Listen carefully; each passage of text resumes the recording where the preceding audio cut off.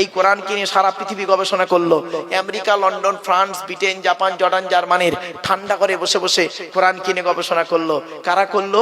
হ্যামফ্রে Davy, Michael Faraday, Einstein, Isaac Newton, doctor Maurice Bucaille, mister Cook, mister Jabiri, mister Campbell, Raja Rammohan Roy, Ishwarchandra Vidyasagar, Rabindranath Tagore, Acharya Jagadish Chandra Bose, Francis Drake, Williams Keith Moore, Williams Harvey, Thomas, George Bernard, এরা Quran কিনে গবেষণা করলো। আর আমরা কিছু মৌলবি, সকলে নয়, ভুল হবে বলা, আমরা কিছু মৌলবি কি করলাম? এই কোরআনটাকে নিয়ে তেল পড়া, পানি পড়া, ওয়াজ করা, খতম পড়া, তাবিজ মড়া, ঘর বন্ধ করা, আর নিজেদের মধ্যে মারামারি করা। কিরকম মারামারি?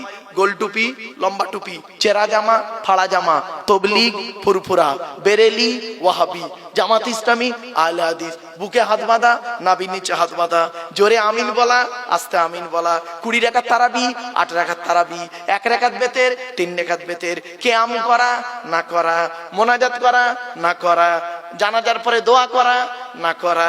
এ ওর বলে কাফের, ওর বলে কাফের। ঠিক না ঠিক? আমার বাপেরা, অনুরোধ করে বলে যাচ্ছি, এইগুলো থেকে একটু সরে এসে আল্লাহর কোরআন মোতাবেক, রাসূলুল্লাহ সুন্নাহ মোতাবেক একটু জীবনযাপন করি চলুন। ওই সমস্যাযুক্ত জিনিসে থেকে একটু এড়িয়ে থাকবেন। এজন্য আপনি আমার বক্তব্যতে আপনি কোনোদিন পাবেন না। আমি এখানে বসে বসে বলছিলাম যে আমি এই বিতর্কিত আলোচনাগুলো কেন রাখি না স্টেজে, জানেন কেন রাখি না? আমি কি রাখতে পারি না? সব পারি গো বাপ, আল্লাহ আমার ক্ষমতা দিয়েছে, কিন্তু আমি রাখি না। কেন জানেন? সামান্য টুপি নিয়ে মারামারি করে কি করব? আরে ইসলামে আছে মাথায় কিছু দিয়ে নামাজ পড়। আমরা কি করলাম? ইসলাম বলছে দেখ না ও মাথায় কিছু দিয়েছে কিনা দেখতো। আমরা দেখলাম কি দিয়ে নামাজ পড়ছে, সেইটার উপরে ফতোয়া মারলাম। ও টুপিটা গোল, লম্বা, উঁচু, 5 কলি, রুমাল হয়ে গেল। ইসলাম বলছে 70 ঢাকা ফরজ, কোরআন বলছে 70 ঢাকা কি? বলুন না, কথা বলুন। 70 ঢাকা লজ্জাস্থান ঢাকা কি? ফরজ। ইসলাম বলছে 70টা ঢেকেছে কিনা দেখতো, ও লজ্জাস্থান দেখা যাচ্ছে কি দেখ, ঢেকেছে কি দেখ। আমরা কি করলাম জানেন? কি দিয়ে ঢেকেছে তার উপরে ফতোয়া মারলাম। ও লুঙ্গি পরে নামাজ পড়ছে, ওর নামাজ কবুল হয়ে গেছে। ও পায়জামা পরে নামাজ পড়ছে, ওর নামাজ জান্নাতে ঢুকে গেছে। আর ও প্যান্ট পরে নামাজ পড়েছে, ও কাফের বেঈমান মুশরিক হয়ে গেছে। ব্যাস হয়ে গেল। এই তো হয়েছে আমাদের অবস্থা। এজন্য আপনাদের আমি অনুরোধ করে বলে যাচ্ছি, চেষ্টা করুন আল্লাহর কোরআন, নবীর সুন্নাহ মোতাবেক, হাদিস মোতাবেক কথাগুলো আলোচনা করতে, শুনতে, বুঝতে, আমল করতে যেন আল্লাহ তৌফিক দান করে। বলুন আল্লাহুম্মা আমিন। এবার আসছি, আল্লাহ বলছেন তো দেহের মধ্যে 3টে জিনিস আলাদা। 1 নাম্বার কি? ব্লাড গ্রুপ আলাদা। 2 নাম্বার কি? শুনে নিন, চোখের রেটিনাটা আলাদা। চোখের রেটিনা এটা আলাদা, এক নাই কারো, কোরআনে দলিল। 3 নাম্বার হলো ফিঙ্গারপ্রিন্ট। আধার কার্ড করার সময় ফিঙ্গারপ্রিন্ট দিয়েছিলেন, এই ফিঙ্গারপ্রিন্ট আলাদা কোরআনে আছে। আয়াহসাবুল ইনসানু আল্লাহ নাজমা ইজওয়ামা বালা কাদিরিনা আলা আন নুসাউবিয়া বানানা। সূরা কিয়ামার মধ্যে আল্লাহ বলছেন, মানুষ কি মনে করেছে আমরা মরে গেলে পচে গেলে হাড় হয়ে যাব, পুড়ে ছাই হয়ে যাব, কিয়ামতের মাঠে আল্লাহ তুলতে পারবে না? এই পৃথিবীতে যেমন ওদের বুড়া আঙুলের ছাপ যেমন কারোর সঙ্গে যেমন কারোর কোনো মিল নেই, কিয়ামতের মাঠে কারোর সঙ্গে কারোর কোনো মিল পাবে না। জোরে বলুন সুবহানাল্লাহ। এই কোরআন কি নিয়ে গবেষণা করলো সারা বিশ্ব, আর আমরা সেই কোরআন থেকে পিছিয়ে পড়ে রইলাম। চলুন আরো দুটো এগিয়ে যাচ্ছি। তাই আল্লাহ রাব্বুল আলামিন বলছেন, হে আব্দুল্লাহ কিল মারুফ, তুই এই উত্তর 24 পরগনার লোকেদের আমার কোরআনের বাণী কতটা শোনাবি, আমার নিয়ামতের কথা কি শোনাবি রে ওদের? তুই শেষ করতে পারবি? কোরআন বলছে, ওয়ালাউ আন্নামা ফিল আরদি মিন শাজারাতিন আকলামু ওয়াল বাহরু ইয়ামুদ্দুহু মিন বা'দিহি সাবআতু আবহুরিম মা নাফিদাত কালিমাতুল্লাহ। 21 নম্বর পারার 12 নম্বর পৃষ্ঠা 13 নম্বর লাইন, সূরার নাম সূরা লোকমানের মধ্যে আল্লাহ পাক জানিয়ে দিলেন, পৃথিবীর সমস্ত বৃক্ষগুলোকে যদি কলম বানাস, সমুদ্রের পানি নিয়ে যদি কালি তৈরি করিস, আমার গুণগান যদি লিখতে শুরু করিস, লিখেও শেষ করতে পারবি না। অন্য আয়াতে আল্লাহ বললেন, ওয়া ইন তাউদ্দু নি'মাতাল্লাহি লা তুহসুহা।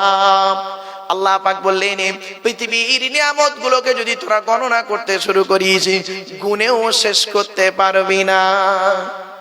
এজন্য আমার বাপেরা, এই পৃথিবীর নিয়ামতের ভিতর থেকে একটা শ্রেষ্ঠ নিয়ামত হলো আল্লাহ রসুলকে পাঠানো, আর আরেকটা নিয়ামত হলো কি রসুলের উপরে কোরআন নাযিল করা। জোরে বলো।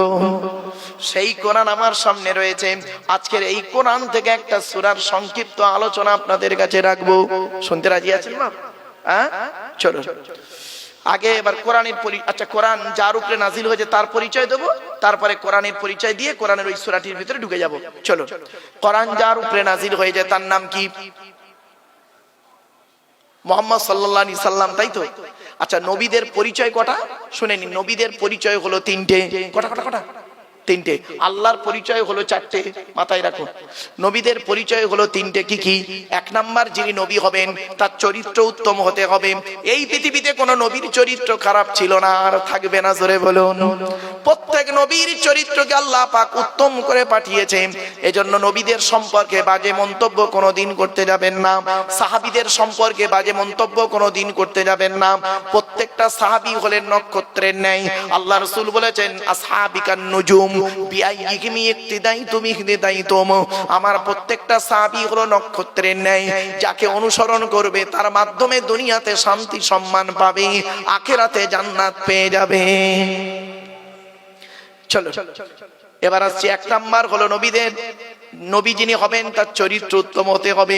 দুই নাম্বার হলো যিনি নবী হবেন তার উপরে আল্লাহর তরফ থেকে ওহী নাযিল হতে হবে। তিন নাম্বার হলো যিনি নবী হবেন তার দ্বারাই অলৌকিক ঘটনা ঘটতে হবে। একটা হোক বা 50টা হোক, পৃথিবীতে যত নবী এসেছেন প্রত্যেক নবীর মাধ্যমে আল্লাহ পাক 1 থেকে 50টার ভিতরে মুজিজা দিয়েছেন। আমার নবী বিশ্ব নবী কুল কায়নাতের রাসূল রাহমাতুল লিল আলামিন মুহাম্মদ সাল্লাল্লাহু আলাইহি ওয়াসাল্লামের মাধ্যমে আল্লাহ পাক পৃথিবীতে 1000-এরও বেশি মুজিজা দিয়েছেন। সর্বশ্রেষ্ঠ হলো এই কোরআনুল কারীম নাযিল করা। কি ভাবলেন আপনি? এই কোরআন কি যাতা ভাবলেন? 1000-এরও বেশি মুজিজা, তার মধ্যে একটা বলবো। আমি বলবো, কি বলুন? এই দেখেন, একটা ছোট্ট মুজিজা বলছি, মানে সংক্ষিপ্ত সময়ের মধ্যে। মুজিজা ছোট নয়, মানে ঘটনাটা ছোট্ট করে বলছি বোঝার জন্য। আল্লাহ রাসূল একদিন দাঁড়িয়ে আছেন, সঙ্গে কিছু সাহাবী রয়েছেন। আল্লাহর নবী দাঁড়িয়ে আছেন, সঙ্গে কিছু সাহাবী আছেন। একটা মৌমাছির দল উড়ে উড়ে যাচ্ছে। আল্লাহর নবী মৌমাছিদের দিকে লক্ষ্য করে বললেন, হে মৌমাছির দলেরা দাঁড়িয়ে যাও। সঙ্গে সঙ্গে মৌমাছির দলটা দাঁড়িয়ে গেলেন। যেই দাঁড়িয়ে গেল, আল্লাহ রাসূল বললেন, আমি তোমাদেরকে একটা প্রশ্ন করব, উত্তরটা আমাকে দিয়ে যাও। আল্লাহর নবী বললেন, ওরে মৌমাছির দল, পৃথিবীর জমিনে 1000 রকমের ফুল আর ফল থেকে খাবার সংগ্রহ করো। কোনটা টক, কোনটা মিষ্টি, কোনটা তিতো, কোনটা কষা। তো তোমাদের পেটের ভিতরে মধুটা এত মিষ্টি হয় কিভাবে? সঙ্গে সঙ্গে মৌমাছির দলের ভিতর থেকে একটা মৌমাছির জবানকে আল্লাহ খুলে দিলেন। ওই সময় সঙ্গে সঙ্গে একটা মৌমাছি বলল, কি জানেন? আসসালামু আলাইকা ইয়া রাসূলুল্লাহ, আসসালামু আলাইকা ইয়া হাবিবাল্লাহ। আমরা হলাম কর্মী মৌমাছি, আমাদের চাকে রানী মৌমাছি বসে আছেন। তিনি আমাদের আদেশ করেছেন, তোমরা যেখান থেকে মধু সংগ্রহ করবে, সেখান থেকে আমার চাকে আসার মাঝখানে রাস্তায় যতটুকু সময় পাবে, আখিরি নবীর উপরে দরুদ পড়তে পড়তে আসবে। কি ভাবলেন বাপেরা? বাড়ি থেকে ভাববেন। চলুন এবার আসছি, আমাদের নবীর পরিচয়টা দিয়ে দিই। আমাদের নবী কোন বংশের মানুষ ছিলেন? কুরাইশ। কুরাইশ কার নাম শুনে নিন। মুহাম্মাদের বাপের নাম আব্দুল্লাহ, আব্দুল্লাহর বাপের নাম আব্দুল মুত্তালিব, আব্দুল মুত্তালিবের বাপের নাম আব্দে মান্নাফ, আব্দে মান্নাফের বাপের নাম হাশেম, হাশেমের বাপের নাম কুসাই, কুসাইয়ের বাপের নাম কিলাব, কিলাবের বাপের নাম মুররা, মুরার বাপের নাম লুবাই, লুবাইয়ের বাপের নাম কাব, কাবের বাপের নাম গালিব, গালিবের বাপের নাম ফিগির, ফিগির থেকে কুরাইশ বংশ এসেছে। বাবা সুবহানাল্লাহ বলতে এতই কষ্ট আপনাদের? যদি কষ্ট হয় আর বলবো না সুবহানাল্লাহ বলতে, চিন্তার কোনো কারণ নেই। রাসূলুল্লাহর পরিচয় পাচ্ছেন আপনি, শুধু তো আমরা পরিচয় না দিয়ে নবী নবী করে চিৎকার করি। চলুন, নবীর বাপের নাম আব্দুল্লাহ, মায়ের নাম আমিনা, দাদার নাম আব্দুল মুত্তালিব, দাদির নামটা কি? নেতিলা বিনতে খব্বাব ব্রাকেটে ফতেমা, কেউ বলেছেন সামিরা। নবীর নানার নাম হলো আব্দুল ওয়াহাব জুগুরি, নবীর নানির নাম হলো বারিরা বা বাররা, নবীর দুধমার নাম হলো হালিমা, নবীর দুধ বাপের নাম হলো হারেস, নবীর দুধ ভাইয়ের নাম আব্দুল্লাহ, নবীর বাপের নাম আব্দুল্লাহ, নবীর দুধ ভাইয়ের নাম আব্দুল্লাহ, দুটো জন এক করে ফেলবেন না। নবীর জন্ম 570 খ্রিস্টাব্দে। ইংরাজি কি মাস ছিল? 29শে আগস্ট। আরবি মাস ছিল রবিউল আউয়াল মাস, 12 তারিখ, মতান্তরে 9 তারিখ, সোমবার শবে সাদেকের সময় আরবের মক্কা নগরী কুরাইশ বংশে নবীর জন্ম। নবীর বাপেরা হলো 10 ভাই, নবীর মায়েরা হলো 19 বোন। নবীর 9টা চাচা, 18টা খালা, 6টা ফুফু, 7টা ছেলে মেয়ে। নবীর 9টা চাচার নাম কি? বড় চাচার নাম হারিস, জুবাইর, মুকাইম, ফাইদাক, জাইদাক, আবু লাগাব, হামজা, আব্বাস, আবু তালেব। নবীর বাপ হলো আব্দুল্লাহ। নবীর 7টা ছেলে মেয়ে, 3টে পুত্র সন্তান, 4টে কন্যা সন্তান। 3টে পুত্র সন্তানের নাম কি? বড় ছেলেটার নাম হলো কাসেম, পরের ছেলেটার নাম হলো তাহের বা তৈয়েব, ছোট ছেলেটার নাম হলো ইব্রাহিম। 4টে কন্যা সন্তানের নাম কি? বড় মেয়েটার নাম জাইনাব, রুকাইয়া, উম্মে কুলসুম, ছোট মেয়েটার নাম হলো ফাতেমা। এরপরে আসছি, কোরআন নাজিল হলো নবীর উপরে। এখন কোরআনের পরিচয়টা দিয়ে দিই, শুনে নিন। এ কোরআন আল্লাহর তরফ থেকে জিবরাইলের মাধ্যমে হযরত মুহাম্মদ সাল্লাল্লাহু আলাইহি ওয়াসাল্লামের উপরে আরবের মক্কা নগরের নিকটবর্তী একটি গুহা, গুহাটির নাম হলো হেরা। হেরা নামক গুহাতে 610 খ্রিস্টাব্দে, কত কত কত 610 খ্রিস্টাব্দে 1 ফেব্রুয়ারি সোমবার। এগুলো মনে রাখবেন। আজকে তারিখটা কত আছে বাবা? 23শে ডিসেম্বর 2025 সাল, তাই তো নাকি? কি বার ছিল আজকে? মঙ্গলবার। আর কোরআন এসছে কবে? 610 সালে। 610 সালে 1 ফেব্রুয়ারি সোমবার। বাড়ি থেকে দুটো সাল লিখবেন, উপরে লিখবেন 23/12/2025 সাল, আর নিচেই লিখবেন 2/1/610 সাল। মাইনাস প্লাস করবে, করলেই পেয়ে যাবে কতদিন আগে এই কোরআন নাজিল হয়েছে। 610 খ্রিস্টাব্দে 1 ফেব্রুয়ারি সোমবার কোরআনের প্রথম আয়াত নাজিল হলো, ইকরা, রিড, পড়ো পড়ো পড়ো। আর আমাদের প্রথম বাক্য এখন কি জানেন? রাগ করবেন না কেউ। গেল গেল গেল, পেট শান্তি, দুনিয়া শান্তি।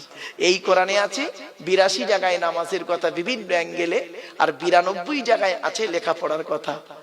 আমরা লেখাপড়ায় পিছিয়ে আছি। রাগ করবেন না, খারাপ সেন্স নেবেন না কিন্তু। চলুন, এখানে অনেক মানুষ আছে দেখবেন, একদম বাস্তব বলছি, আমার মা বোনরা কেউ রেগে যাবেন না দয়া করে। অনেক বাড়িতে গিয়ে দেখবেন সানসেট গুলোতে বিশাল বড় বড় কেতাব কেনা আছে, ছেলে আমার আলেম হবে, মাস্টার, ডাক্তার, ইঞ্জিনিয়ার, প্রফেসর হবে।